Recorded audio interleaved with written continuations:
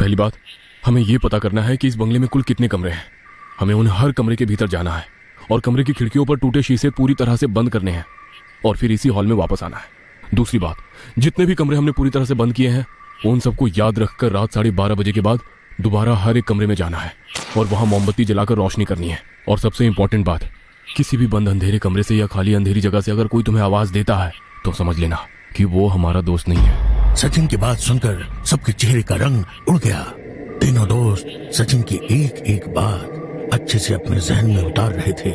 सबके रंग उड़े चेहरे की ओर देखते हुए सचिन फिर बोलने लगा। जिस भी कमरे के अंदर तुम मोमबत्ती जलाने जा रहे हो, सबसे पहले उस कमरे के दरवाजे के बाहर से खड़े होकर तुम्हें इस बात को कंफर्म करना है कि भीतर से कोई आवाज या आहट महसूस नहीं हो रही। अगर कमरे के अंदर से कुछ अजीब सी आवाज आती है तो हमें उस कमरे को छोड़ देना है। मतलब ये कि हमें जिस भी कमरे के भीतर जाना है, सबसे पहले कमरे के भीतर से कोई आहट या किसी तरह की आवाज ना आ रही हो, इसका जायजा लेना है। बिल्कुल सही। अगर कमरे के भीतर सन्नाटा हो तभी उसका दरवाजा खोलना है और वहां मोमबत्ती जलाकर उजाला करने के बाद में जिस कमरे को छोड़ा था उस कमरे के बाहर जाकर दोबारा उस आवाज को सुनने की कोशिश करनी है। अगर सन्नाटा है तो दरवाजा खोलकर हमें वहां भी उजाला करना है। एक बात ध्यान में रखना, हमें किसी को आवाज नहीं लगानी। सभी दोस्त सचिन की एक एक बात सांसें रोक कर सुन रहे थे। यार, ये बात तुम यहाँ आने से पहले नहीं बता सकते? नहीं, अगर पहले बता देता तो मस्ती करने के चक्कर में यहाँ आने से पहले ही तुम सब कुछ भूल जाते। बस हो गया, अब तुम डराओ मत, वैसे भी पूरी तरह से फटी पड़ी है। बोलते हुए विवेक टॉर्च की रोशनी इधर उधर घुमाने लगा। सबसे पहले हमें घर के सभी खिड़की और दरवाजे बंद करने होंगे। जिन खिड़कियों के शीशे टूटे हुए हैं वहां पर कागज या ऐसे ही किसी चीज का इस्तेमाल करके बंद करना होगा जिसकी वजह से अंदर की रोशनी बाहर ना जा सके या बाहर का अंधकार नजर ना आए। सही कहा तुमने सचिन, सबसे पहले यही काम करते हैं, चलो। विवेक के साथ सुनैना, सचिन के साथ अतुल, दो की टीम में चारों दोस्त घर के दरवाजे और खिड़की बंद करने के लिए निकल पड़े। बंगला कई सालों से बंद होने के कारण दीवारों का रंग उड़ चुका था। जगह जगह मकड़ी के जाले दिखाई पड़ रहे थे। सुनैना और विवेक टॉर्च की सफेद रोशनी में घर के निचले हिस्से की हर एक रूम को चेक करने लगे। कई जगह खिड़कियों के शीशे टूटे हुए थे। उन्होंने बैग में लाए हुए न्यूज़पेपर्स निकाले और पेपर टेप से खिड़कियां ढकने में जुट गए। इधर अतुल और सचिन दूसरे फ्लोर पर जाकर दरवाजों और खिड़की के टूटे हुए शीशे बंद करने लगे। बंगला काफी बड़ा था। एक एक कमरा उन्होंने दोबारा से चेक कर लिया। इस बीच उनका काफी वक्त गुजर चुका था। लगभग 11:30 बज चुके थे। सब दोबारा से हॉल के बीचों बीच खड़े हुए। जिसने जो कमरा बंद किया है वो उस कमरे के बारे में जानकारी दे रहा था। तभी सचिन ने कहा, हम कुछ भूल तो नहीं रहे? सचिन की बात सुनकर सब एक दूसरे की तरफ देखने लगे। तभी अतुल ने कहा, जितनी जानकारी हमें है उसके मुताबिक सब कुछ तैयार कर लिया है। अतुल की बात सुनकर सुनैना दोबारा से सबको सूचनाएं देने लगी। अपने अपने मोबाइल हर 15 मिनट में चेक करते रहना, कहीं वो स्विच ऑफ ना हो जाए। मोबाइल का इंटरनेट बंद कर देना ताकि उसकी बैटरी जल्दी खत्म ना हो। हमारे आगे पॉकेट पर लगा और उसके पीछे के कॉलर पर लगे इन दोनों कैमरों को बीच बीच में मोबाइल से कनेक्ट करके चेक करते रहना। सुनैना की बात खत्म होते ही सचिन दोबारा से सबको सूचना देने लगा। यहाँ क्या होने वाला है हमें नहीं पता, यहाँ क्या हो चुका है ये भी हमें नहीं पता, लेकिन जितनी जानकारी हमें है उसके मुताबिक हमें चलना होगा। सचिन को बीच में ही रोकते हुए विवेक बोलने लगा, ठीक है सचिन, पर यार तुम कुछ ज्यादा ही डरा रहे हो। विवेक, मैं ये आप लोगों को डराने के लिए नहीं कर रहा हूँ, क्योंकि हम जिस बंगले में हैं यहाँ से 10 किलोमीटर के रेडियस में कोई इंसानी बस्ती नहीं। इसका मतलब इस सन्नाटे में अगर हम चारों एक साथ पूरी ताकत से भी चिल्लाएं फिर भी किसी तक हमारी आवाज नहीं पहुंचेगी। आप लोगों का तो नहीं पता, लेकिन मैंने तो अपनी जिंदगी में कभी इस तरह के डर का सामना नहीं किया। सचिन की गंभीर आवाज को सुनते हुए सुनैना बोली, सही कहा, हमें सब कुछ याद करके रखना है। किसी भी हाल में अपने साथी को अकेला नहीं छोड़ना। अगर किसी बंद दरवाजे के दूसरी तरफ से कोई तुमको आवाज देता है तो पलटकर उस आवाज को जवाब नहीं देना है। अगर दरवाजे की दूसरी तरफ से कोई दस्तक देता है तब भी आपको वो दरवाजा नहीं खोलना है, चाहे वो चीखे चिल्लाए, रोए, गिड़गिड़ाए, क्योंकि हमें फंसाने के लिए वो शक्ति कुछ भी कर सकती है। पर हम यहाँ राहुल को ढूंढने आए हैं। अगर किसी कमरे में राहुल फंसा हुआ हो और वो हमें आवाज दे रहा हो तो क्या करे? विवेक का सवाल जायज था। उसकी बात सुनकर सचिन धीमी आवाज में सबकी तरफ देखते हुए एक एक बात समझाने लगा। बताता हूँ, ध्यान से सुन लेना। मान लो अगर किसी कारणवश हम बिछड़ जाते हैं तो अपनी बात को बीच में ही काटते हुए सचिन ने अपनी बैग खोली और उसमें रखे पेन और कुछ कोरे कागज के टुकड़े दिखाते हुए बोला, इस बैग में 2-2 पेन का सेट है और मजबूत धागा भी है।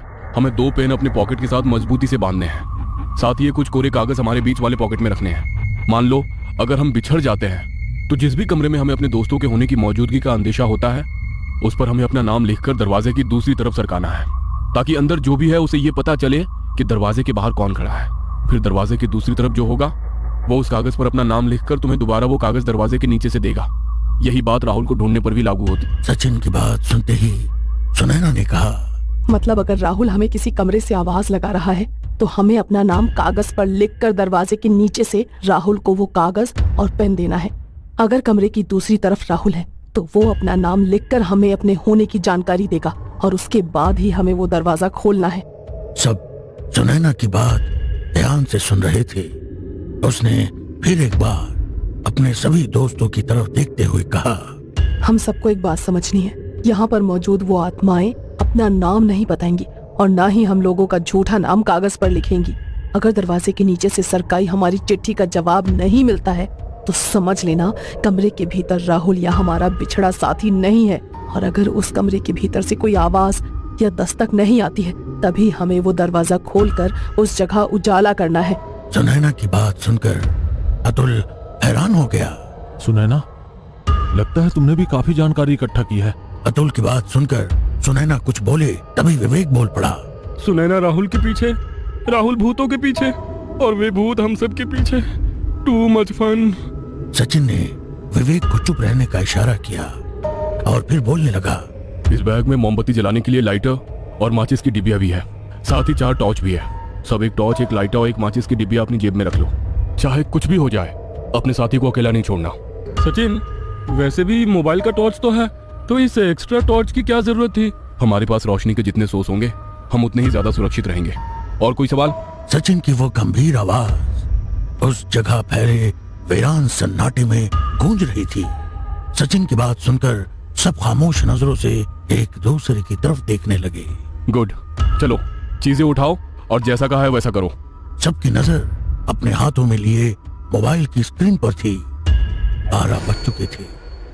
सब तैयारी में जुट गए। सुनैना ने अपनी जीन्स की दाई पॉकेट में लाइटर और बाई पॉकेट में माचिस की डिबिया रखी।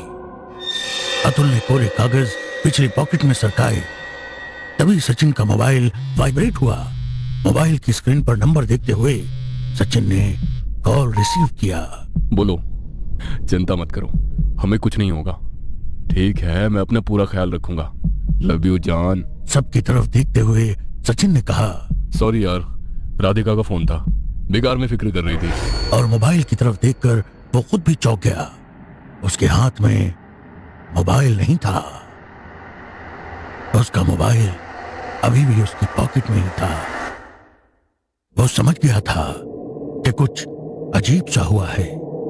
सबको इस तरह डरा हुआ देखकर सचिन धीमी आवाज में बोला, मैं तो मजाक कर रहा था, चलो काम पर चलते हैं।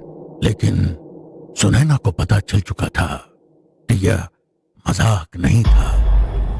रात के 12:30 बज चुके थे।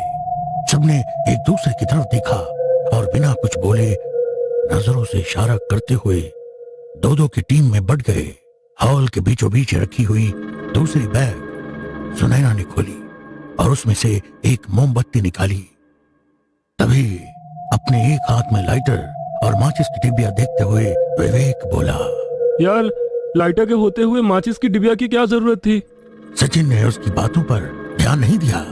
सबसे पहले हम हॉल के भीतर कुछ मोमबत्तियां जलाकर रखते हैं ताकि यहाँ पर उजाला हो सके। उसने टॉर्च जमीन पर रख दी, जेब से लाइटर निकाला और अंगूठे से उसका बटन दबाया, पर लाइटर जल नहीं रहा था।